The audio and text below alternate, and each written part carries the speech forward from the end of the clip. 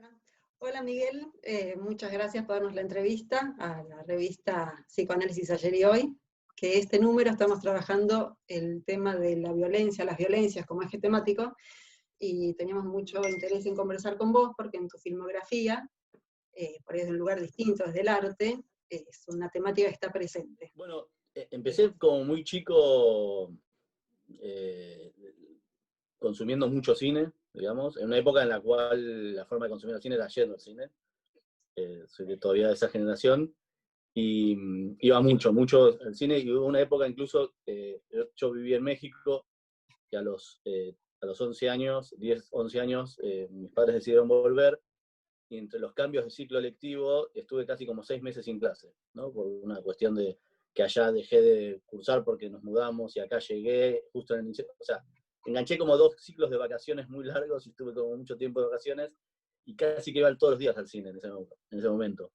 Y ahí me quedó como la costumbre de ver mucho cine ya y de disfrutarlo mucho, eh, pero siempre pensé que iba a ser biólogo.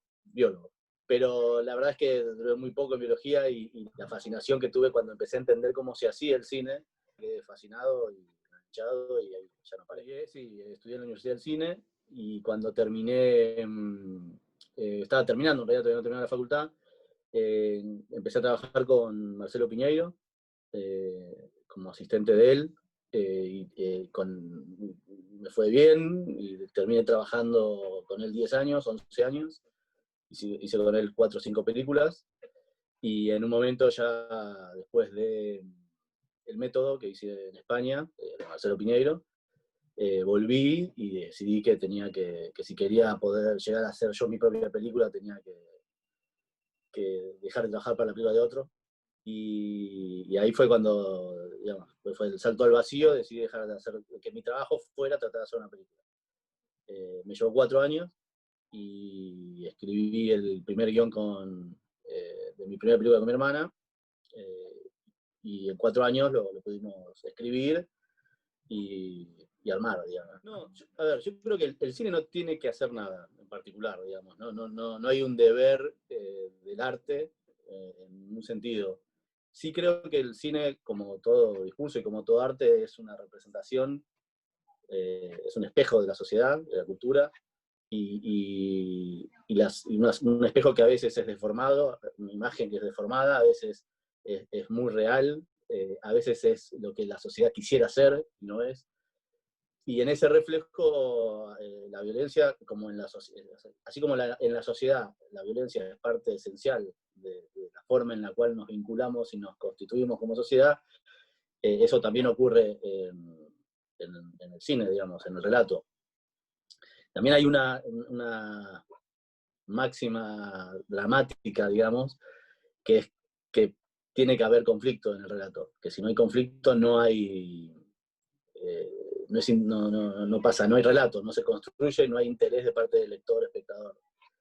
Y, y, y justamente la violencia es una de las formas más fascinantes del conflicto.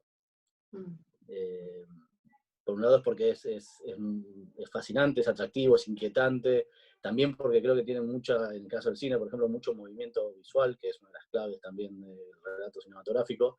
Entonces creo que también aúna muchas cosas ahí que terminan haciéndola tan atractiva, tanto para el que cuenta como para el que lo ve, ¿no? El conflicto es parte esencial. Digamos, sin conflicto te diría que el relato no avanza, no progresa. Yo como espectador, por ejemplo, creo que disfruto muchísimo, por ejemplo, de Tarantino, por ejemplo, de Scorsese, que tienen un trato a veces de la violencia irónico, y esa ironía permite también convertirlo en algo lúdico y separarse y disfrutarlo de una manera distinta, ¿no? O sea, el acto violento en sí. Sin embargo, cuando en mi rol más de director o guionista, todavía no he llegado, por lo menos, o sea, no hubo una búsqueda consciente, pero tampoco lo he evitado, pero siempre las termino haciendo relatos donde esa violencia no tiene ironía, digamos. Y donde entonces, yo creo que la diferencia, y eso por lo menos es mi intención, digamos, el problema no es si hay violencia o no en el cine, sino en qué forma la retratamos y con qué objetivo contamos violencia, ¿no? Si esa violencia aparece como una expresión, digamos, que resuelve los problemas de una manera muy satisfactoria y digamos, reafirmando el patriarcado, por decir cualquier cosa, es una cosa. Si esa violencia, en cambio, es la forma última del conflicto entre dos seres humanos que no tiene solución, es otra. En muchas de mis películas, por ejemplo, aparece la violencia institucional, que es algo que a mí me inquieta mucho también. Es una de las formas de violencia que por ahí no son tan físicas, pero que son, digamos, tremendas, destructivas. Pero las formas de violencia son muchas e infinitas, y no siempre las peores son las más plásticas, por decirlo de manera. La fragilidad de los cuerpos está basada en una novela de Sergio Holguín. Esa forma de violencia social en la cual un sector de una sociedad muy pudiente o poderosa a su manera, sin importar la escala, digamos, hace uso de los cuerpos descartados y los usan como, digamos, como juego, ¿no? Como elemento puramente de juego donde no importa nada de ese cuerpo, digamos. Y también había una cosa que se cruzaba muy interesante con eso, y que eso trabajamos mucho también, incluso con Germán Palacios, que era el actor que hacía de maquinista del tren. Hay una cosa muy existencial de los maquinistas del tren con respecto a la violencia. Porque todos los maquinistas del tren han atropellado gente, digamos. Y no es algo que puedan controlar, porque mucha gente elige el tren como elemento para suicidarse. Y ellos no lo pueden detener. El maquinista nunca llega a detener el tren antes de tiempo, digamos. Hay una violencia ahí de la cual ellos no son solamente, o sea, son parte, pero reciben, digamos, no son parte activa, o sea, son parte activa de manera sin quererlo, simplemente porque trabajan de eso, y que los transforma y los trastoca la vida, digamos. En el caso de Sin Retorno, o sea, y por eso creo que estamos muy contentos con mi hermana, con el objetivo de contar el relato donde se produjera de alguna manera injusticia entre personas que no tuviera solución. El personaje que va preso y que su estadía en la cárcel tiene tal nivel de violencia, en este caso, que no se puede ni siquiera representar. Y que ese personaje se queda transformado, es otra persona antes y después. Y mi idea era contarlo con un cuadro negro, digamos.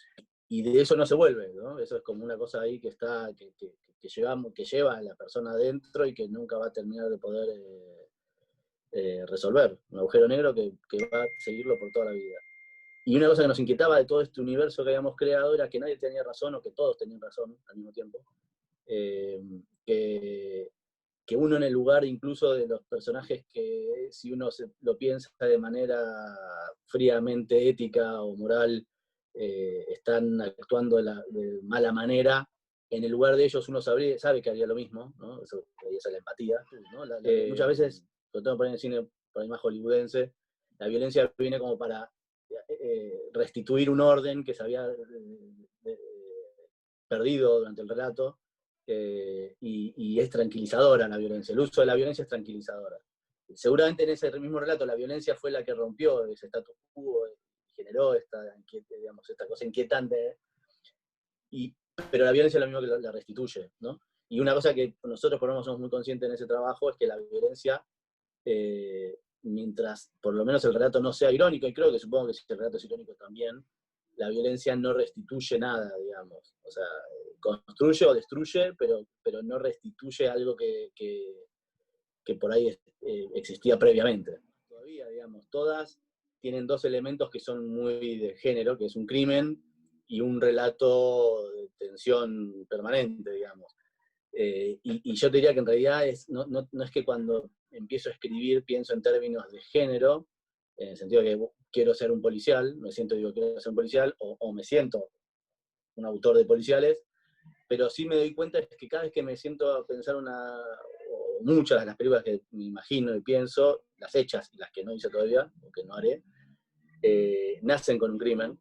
Hay algo que me seduce mucho de la tensión, digamos, que busco esa tensión, que busco esa mi intención de repente, no todo el tiempo porque es imposible, pero que dentro de todo tener al espectador como al borde de la butaca, como muchos directores me han puesto a mí, digamos, ¿no?